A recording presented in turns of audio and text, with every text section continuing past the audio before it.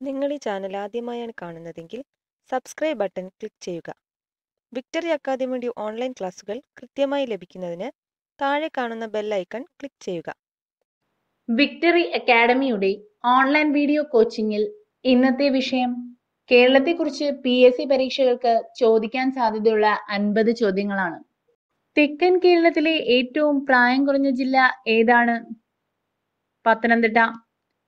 പത്തനംതിട്ടയാണ് തെക്കൻ കേരളത്തിലെ ഏറ്റവും പ്രായം കുറഞ്ഞ ജില്ല. ശബരിമല സ്ഥിതി ചെയ്യുന്ന താലൂക്ക് ഏതാണ്? റാന്നി.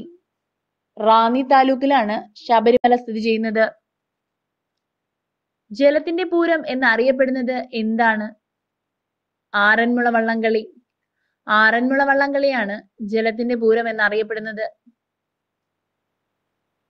ഏറ്റവും കൂടുതൽ നഗരസഭകൾ ഉള്ള ജില്ല ഏതാണ്? എറണാകുളം. എറണാകുളമാണ് ഏറ്റവും കൂടുതൽ നഗരസഭകൾ ഉള്ള ജില്ല. കേരളത്തിലെ വിസ്തീർണം കുറഞ്ഞ ഗ്രാമപഞ്ചായത്ത് ഏതാണ്? വളപട്ടണം. കണ്ണൂർ ജില്ലയിലെ വളപട്ടണം ഗ്രാമപഞ്ചായത്താണ് കേരളത്തിലെ വിസ്തീർണം കുറഞ്ഞ ഗ്രാമപഞ്ചായത്ത്. കേരളത്തിലെ വിസ്തീർണം കുറഞ്ഞ മുനിസിപ്പാലിറ്റി ഏതാണ്? ഗുരുവായൂർ. ഗുരുവായൂർ മുനിസിപ്പാലിറ്റിയാണ് കേരളത്തിലെ വിസ്തീർണം കുറഞ്ഞ മുനിസിപ്പാലിറ്റി. പ്രതിശീർഷ വരുമാനം ഏറ്റവും കൂടിയ ജില്ല ഏതാണ്? എറണാകുളം. എറണാകുളമാണ് പ്രതിശീർഷ വരുമാനം ഏറ്റവും കൂടിയ ജില്ല. ദൈവത്തിന്റെ സ്വന്തം തലസ്ഥാനം എന്നറിയപ്പെടുന്ന സ്ഥലം ഏതാണ്? കൊല്ലം. കൊല്ലം ജില്ലയാണ് ദൈവത്തിന്റെ സ്വന്തം തലസ്ഥാനം എന്നറിയപ്പെടുന്ന സ്ഥലം. കേരളത്തിലെ ഏക പരശുരാമ ക്ഷേത്രം ഏതാണ്? തിരുവല്ലം. സാക്ഷരതയിൽ മുന്നിൽ നിൽക്കുന്ന ഗ്രാമം ഏതാണ്? നെടുമുടി. ആലപ്പുഴ ജില്ലയിലെ നെടുമുടി ഗ്രാമമാണ് സാക്ഷരതയിൽ മുന്നിൽ നിൽക്കുന്ന ഗ്രാമം. കേരളത്തിന്റെ നെല്ലറ എന്നറിയപ്പെടുന്നത് എവിടെയാണ്? കുട്ടനാട്. കുട്ടനാടാണ് കേരളത്തിന്റെ നെല്ലറ എന്നറിയപ്പെടുന്നത്. കേരളത്തിൽ വായനാ ദിനമായി ആചരിക്കുന്നത് എന്നാണ്? ജൂൺ 19. ജൂൺ 19-നാണ് കേരളത്തിൽ വായനാ ദിനമായി ആചരിക്കുന്നത്. കുട്ടനാടിന്റെ കഥാകാരൻ എന്നറിയപ്പെടുന്നത് ആരാണ്? തകഴി ശിവശങ്കരപിള്ള. തകഴി ശിവശങ്കരപിള്ളയാണ് കുട്ടനാടിന്റെ കഥാകാരൻ എന്നറിയപ്പെടുന്നത്. കേരളത്തിലെ ആദ്യ കയർ ഗ്രാമം ഏതാണ്? വയലാർ. വയലാറാണ് കേരളത്തിലെ ആദ്യ കയർ ഗ്രാമം. ഓട്ടൻതുള്ളലിന്റെ ജന്മനാട് എന്നറിയപ്പെടുന്നത് ഏത് സ്ഥലമാണ്? അമ്പലപ്പുഴ. അമ്പലപ്പുഴയാണ് ഓട്ടൻതുള്ളലിന്റെ ജന്മനാട് എന്നറിയപ്പെടുന്നത്. ആരുടെ ചരമദിനമാണ് കേരളത്തിൽ വായനാ ദിനമായി ആചരിക്കുന്നത്? PN പണിക്കർ. PN പണിക്കരുടെ ചരമദിനമാണ് കേരളത്തിൽ വായനാ ദിനമായി ആചരിക്കുന്നത്. ആലപ്പുഴ ജില്ലയിലെ ഏക റിസർവ് വനം സ്ഥിതി ചെയ്യുന്നത് എവിടെയാണ്? വിയാപുരം. വിയാപുരത്താണ് ആലപ്പുഴ ജില്ലയിലെ ഏക റിസർവ് വനം സ്ഥിതി ചെയ്യുന്നത്. കേരളത്തിലെ ആദ്യ പുകയില വിരുദ്ധ ജില്ല ഏതാണ്? കോട്ടയം. കോട്ടയമാണ് കേരളത്തിലെ ആദ്യ പുകയില വിരുദ്ധ ജില്ല. കോട്ടയം ജില്ല സ്ഥാപിതമായത് എന്നാണ്? 1949 ജൂലൈ 1. 1949 ജൂലൈ 1-നാണ് കോട്ടയം ജില്ല സ്ഥാപിതമായത്. ഏഷ്യയിലെ സ്കോട്ട്ലാൻഡ് എന്നറിയപ്പെടുന്ന സ്ഥലം ഏതാണ്? വാഗമൺ. വാഗമണാണ് ഏഷ്യയിലെ സ്കോട്ട്ലാൻഡ് എന്നറിയപ്പെടുന്നത്. കുടിയേറ്റക്കാരുടെ ജില്ല എന്നറിയപ്പെടുന്നത് ഏതാണ്? ഇടുക്കി.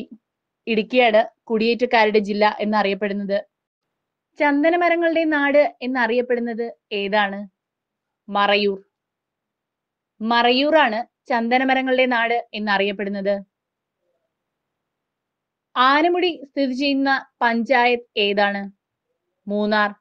മൂന്നാർ പഞ്ചായത്തിലാണ് ആനമുടി സ്ഥിതി ചെയ്യുന്നത്. കേരളത്തിൽ ഏറ്റവും കൂടുതൽ കൈതച്ചക്ക ഉൽപ്പാദിപ്പിക്കുന്ന ജില്ല ഏതാണ്? എറണാകുളം. എറണാകുളം ജില്ലയിലാണ് കേരളത്തിൽ ഏറ്റവും കൂടുതൽ കൈതച്ചക്ക ഉൽപ്പാദിപ്പിക്കുന്നത്. മട്ടാഞ്ചേരി ജൂതപ്പള്ളി സ്ഥാപിതമായത് എന്നാണ്? 1568. 1568 മട്ടാഞ്ചേരി ജൂതപ്പള്ളി സ്ഥാപിതമായത്. പെരുമ്പടപ്പ് എന്നറിയപ്പെടുന്ന പ്രദേശം ഏതാണ്? ബോൾഗാട്ടി ദ്വീപ്.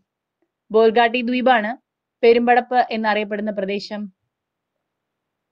കൊച്ചി നഗരത്തിന്റെ ഹൃദയഭാഗത്ത് സ്ഥിതി ചെയ്യുന്ന പക്ഷി സങ്കേതം ഏതാണ്? മംഗളവനം. മംഗളവനമാണ് കൊച്ചി നഗരത്തിന്റെ ഹൃദയഭാഗത്ത് സ്ഥിതി ചെയ്യുന്ന പക്ഷി സങ്കേതം. ബോൾഗാട്ടി പാലസ് പണി കഴിപ്പിച്ചത് ആരാണ്? ഡച്ചുകാർ. ഡച്ചുകാരാണ് ബോൾഗാട്ടി പാലസ് പണി കഴിപ്പിച്ചത്.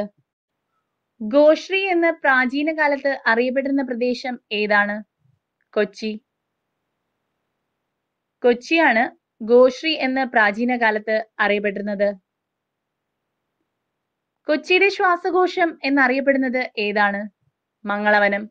മംഗളവനമാണ് കൊച്ചിയുടെ ശ്വാസകോശം എന്നറിയപ്പെടുന്നത്. കൊച്ചി സ്റ്റേറ്റ് മാനുവൽ രചിച്ചത് ആരാണ്? സി അച്യുതമേനോൻ. സി അച്യുതമേനോനാണ് കൊച്ചി സ്റ്റേറ്റ് മാനുവൽ രചിച്ചത്. കൊങ്കണി ഭാഷാ ഭവൻ സ്ഥിതി ചെയ്യുന്നത് എവിടെയാണ്? കൊച്ചി. കൊച്ചിയിലാണ് കൊങ്കണി ഭാഷാ ഭവൻ സ്ഥിതി ചെയ്യുന്നത്. ബാംബു കോർപ്പറേഷന്റെ ആസ്ഥാനം എവിടെയാണ്? അങ്കമാലി. അങ്കമാലിയിലാണ് ബാംബു കോർപ്പറേഷന്റെ ആസ്ഥാനം. കുടുംബശ്രീ പദ്ധതി ആദ്യമായി നടപ്പിലാക്കിയ ജില്ല ഏതാണ്? മലപ്പുറം. 1998 മലപ്പുറത്താണ് കുടുംബശ്രീ പദ്ധതി ആദ്യമായി നടപ്പിലാക്കിയത്. ഭാരതപ്പുഴ അറബിക്കടലിൽ ചേരുന്നത് എവിടെ വെച്ചാണ്? പൊന്നാനി.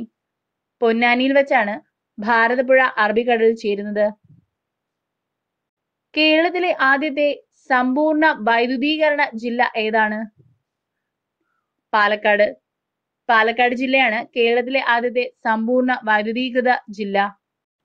മലപ്പുറം ജില്ലയിലെ ഏക തുറമുഖം ഏതാണ്? പൊന്നാനി. പൊന്നാനി തുറമുഖമാണ് മലപ്പുറം ജില്ലയിലെ ഏക തുറമുഖം.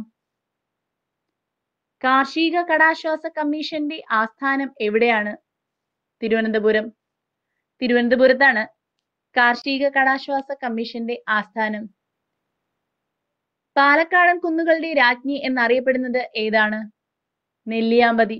നെല്ലിയാമ്പതിയാണ് പാലക്കാടൻ കുന്നുകളുടെ രാജ്ഞി എന്നറിയപ്പെടുന്നത്. ഇന്ത്യയിലെ ആദ്യ ഡിഫൻസ് പാർക്ക് സ്ഥാപിതമായത് എവിടെയാണ്? ഒറ്റപ്പാലം. ഒറ്റപ്പാലത്താണ് ഇന്ത്യയിലെ ആദ്യ ഡിഫൻസ് പാർക്ക് സ്ഥാപിതമായത്. കോഴിക്കോട് ജില്ല സ്ഥാപിതമായത് എന്നാണ്?